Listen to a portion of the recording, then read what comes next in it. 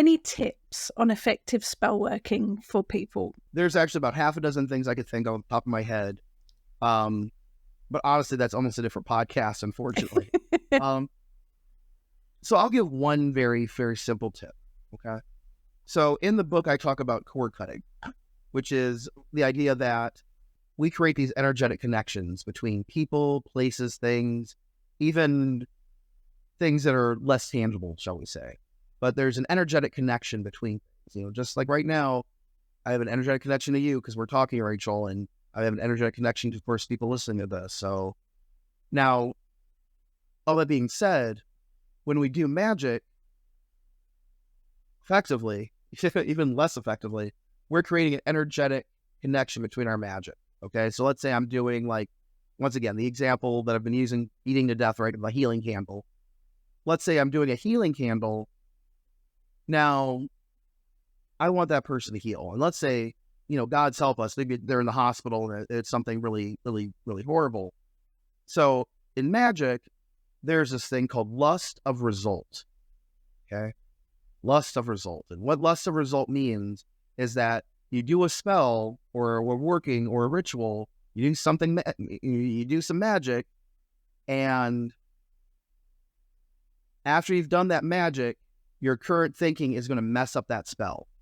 So for example, let's say I'm doing a healing spell and I'm worried. I'm like, oh my goodness, is poor John who, his dog got run over. Now he's in the hospital.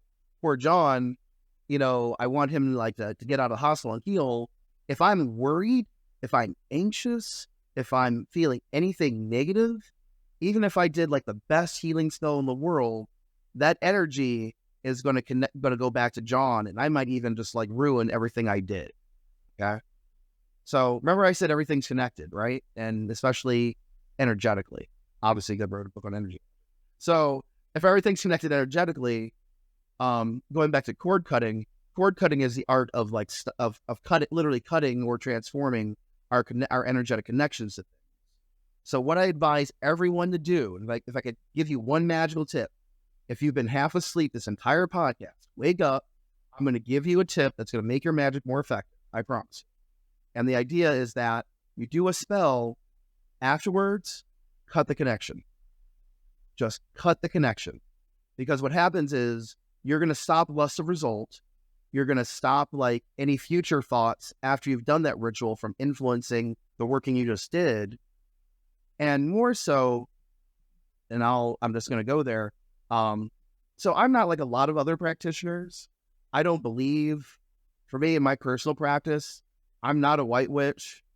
I'm not a dark magician. I don't believe in polarities like that. I believe in gray.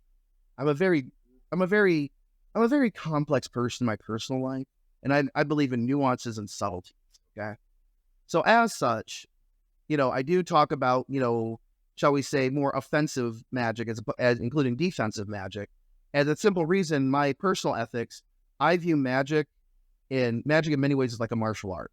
So if I'm walking down the street and, let's say you and I, Rachel, we're some friends and some guy comes at us with a knife. Now, I've actually studied Aikido and a couple other martial arts. I can probably take some guy out with a knife. I'll be quite honest. Even though I'm a little out of shape, I could probably take one dude out with a knife. I mean, I'm glad you're doing it because I couldn't. I mean, if it's like 3 or 4 guys, I'll be like, okay, here's my wallet. I mean, I'm not going to fight. I'm not like a superhero. I know tricks. Okay, I'm not that fancy. So, but that being said, sometimes you have to do magic like as a martial art, and you have to defend yourself. Oh yeah, absolutely. So I do put some things that are more like not just psychic self-defense, but psychic offense.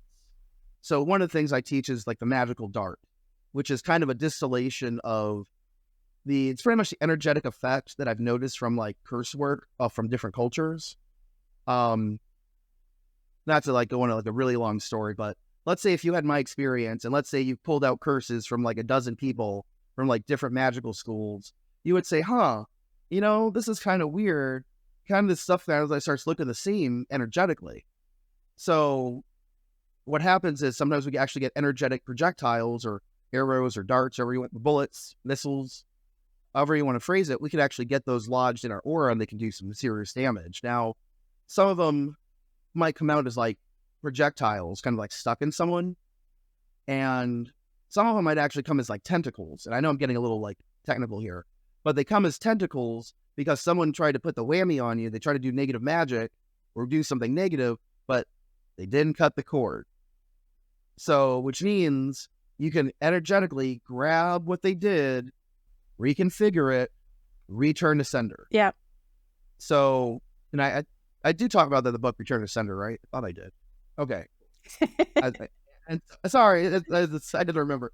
And no, I think for anybody listening, but the time between writing a book and it actually being published is a while, Yeah. and you do tend to forget sometimes what's in it. No, I was like, No.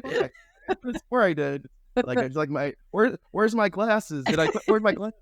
But going back to the magical dart, I teach that exercise because sometimes you're going to have to diffuse a situation with magic in a more offensive way. Now, and that's just kind of the way it goes. But if anyone is doing like a magical dart, please, for the love of God, like I was saying, cut that connection so someone doesn't do return to sender on you. Okay? Now, I know people are like, wow, Mark, you've just kind of like escalated magical warfare by like, a whole different level. But I'm not saying this. I'm not teaching all this stuff for everyone to like have a gripe with someone that's like, oh, John gets out of the hospital after I did a healing candle for him. Now he wants to go do curse work on the guy that stole his wife. I don't want John to do that necessarily, but I will leave everyone's ethics to themselves. Okay, I hereby absolve myself of all karma from anything happens for anyone reading my book. But at the same time, have some fun, get your hands dirty, and work magic. Your life is only going to get better. I really don't want to be John, though.